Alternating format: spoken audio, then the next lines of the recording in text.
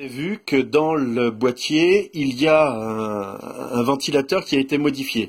Donc voici un ventilateur exactement identique, qui vient d'ailleurs d'un autre boîtier Z400 que je vais bientôt faire. Et vous voyez à l'arrière qu'il est quand même bien sale. Et surtout, il avait la même maladie, c'est-à-dire que, regardez, voilà, il bouge pas. Hein, et même lorsqu'on l'alimente, eh ben, il n'arrive pas à faire tourner le ventilateur tellement il est encrassé, ou il y a des problèmes.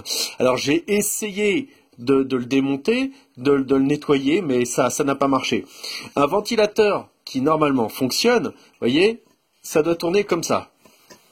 Là, il doit pouvoir tourner plusieurs tours avant de s'arrêter, et il n'y aura aucun problème. Je reviens un petit peu sur le ventilateur que je vous ai montré.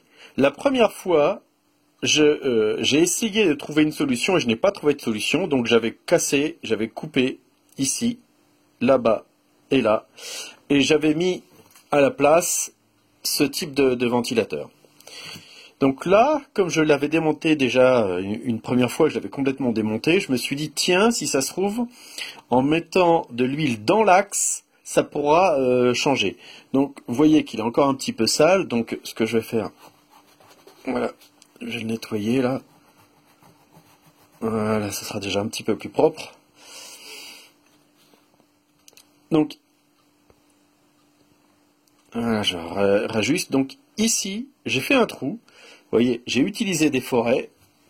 J'ai utilisé ma perceuse. Une petite perceuse de rien du tout. Et j'ai percé ici pour atteindre l'axe. J'avais essayé de ce côté-là. Mais en fin de compte, de ce côté-là, on arrive sur l'axe en métal de l'autre côté, et en fin de compte, on peut rien faire. Donc, j'arrive plutôt de ce côté-là. Et il y a une toute petite opercule. Alors, attendez, je cherche comment vous la montrer. Voilà, c'est ça que je cherche. C'est celle-là, c'est ce truc-là. Hop, alors, viens là. Avec une seule main. Voilà. Et évidemment, elle est tombée. Donc on revient sur la vidéo, l'opercule était tombé, donc je l'ai ramassé. Donc vous voyez cet opercule, si tu arrives à faire la mise au point, parce que je ne peux pas faire et la mise au point et tenir ça en même temps. Donc l'opercule, elle arrive ici, là.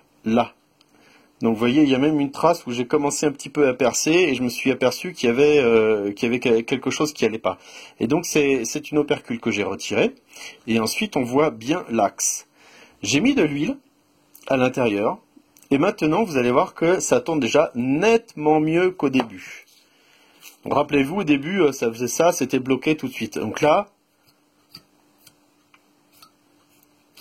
si on le démarre, eh ben, l'ordinateur ne va pas avoir de problème à le lancer. Donc ça me résout mon problème.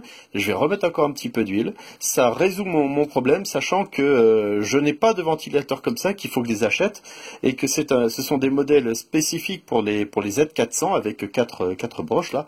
Et donc ça coûte de l'argent pour rien.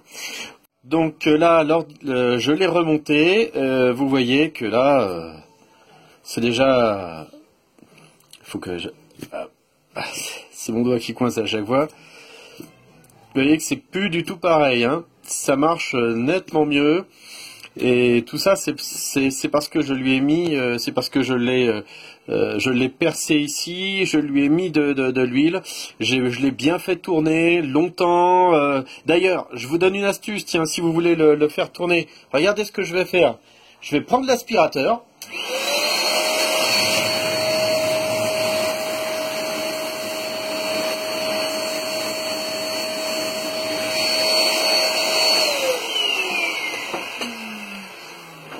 Voilà. Vous avez vu, un coup d'aspirateur, l'aspiration fait que le ventilateur tourne tout seul, ce qui permet de bien projeter l'huile, de bien le faire glisser l'huile partout. Vous le faites un petit peu dans tous les sens, hein, ce truc-là. Et maintenant, j'ai un ventilateur presque neuf, pratiquement nickel. Voilà, je l'ai bien nettoyé, il est reparti pour fonctionner. Allez, au revoir!